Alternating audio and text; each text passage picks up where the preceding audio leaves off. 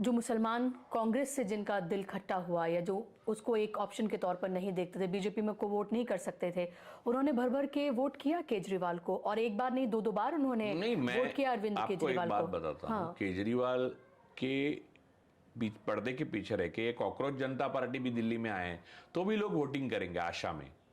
लोग इस स्थिति में पहुंच गए हैं जिस स्थिति में एक पंगु ही पहुंचता है, यानी उसको हाथ पैर आंख कान कुछ भी वो नहीं करता।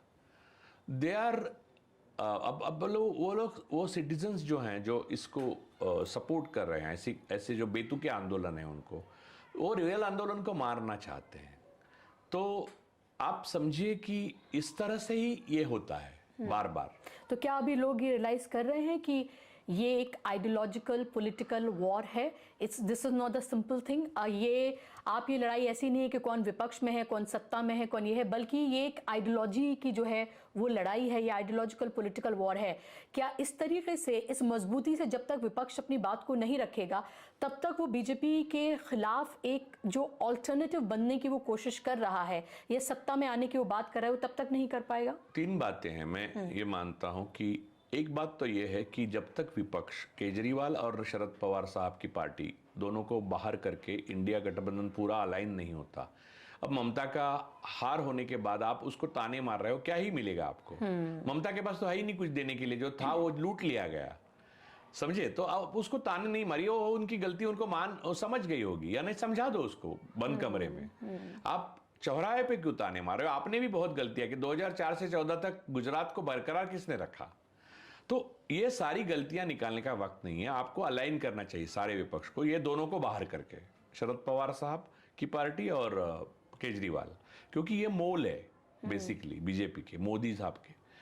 और ये अगर मैं ये कहूं कि केजरीवाल मोल नहीं है क्योंकि उनके सारे जेल में गए हैं, तो लार्जर पर्सपेक्टिव में मोल है ही। आरएसएस, उसकी थॉट प्रोसेस जो है सारी, वो आरएसएसियन है। वो thought process anti reservation, soft Hindutva, my autocracy और नो ऑटोक्रेसी, माय वे और हाईवे, ये सारा जो है वो आपको अलग बॉटल में सेम लिक्विड मिल रहा है, बराबर? तो उसको अंदर रखने का कोई मतलब नहीं आप डेमोक्रेटिक लड़ाई में। केजरीवाल को अपना खुद को करने दो ऑटोक्रेसी। तो संजय सिंह को कैसे देखते हैं? संजय सिंह तो मुझे लगता है ओनली लीडर, देखिए, जिसमें जो आम आदमी पार्टी में सवाल उठाते हैं। पावर में संघ नहीं आया था तो उनको भी शाहनवाज हुसैन और अन्य लोगों को आगे रखना पड़ता था, मुसलमानों को। वैसे संजय सिंह जैसा एक यूटिलिटी के लिए लिबरल को रखना पड़ता है आप पार्टी को।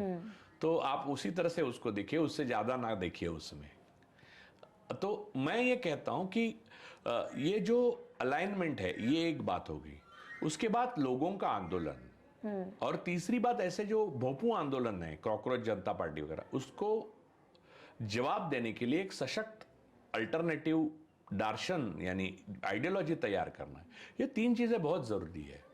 ये 5 पॉइंट क्या लिखे उन्होंने, तो यूथ कांग्रेस के लोग ही उसमें घुस रहे हैं। हाँ, मतलब तो कांग्रेस के लोगों को ये समझाना, नेतृत्व हाईकमांड की तरफ से समझाना जरूरी है कि हमारी अपनी पार्टी है और हम आंदोलन करेंगे तो हम आपको बता देंगे ये हमारा आंदोलन नहीं है, कृपया इससे दूर रहे। ऐसे हर पार्टी को बताना जरूरी है। तो अपने आप अपना आंदोलन जब शुरू हो जाएगा तो पावर में वो आ जाएगा।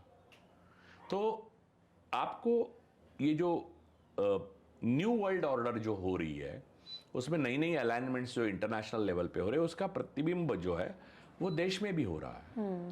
तो उसमें आपको बहुत सजग रहने की आवश्यकता है, क्योंकि डिजिटली आपको कोई भी बना के जा सकता है। जैसे डिजिटल अरेस्ट करते हैं ना, वैसे कॉकरोच जनता पार्टी डिजिटल अरेस्ट कर रही है आपको पॉलिटिकली। तो उसमें मत पड़िए आप।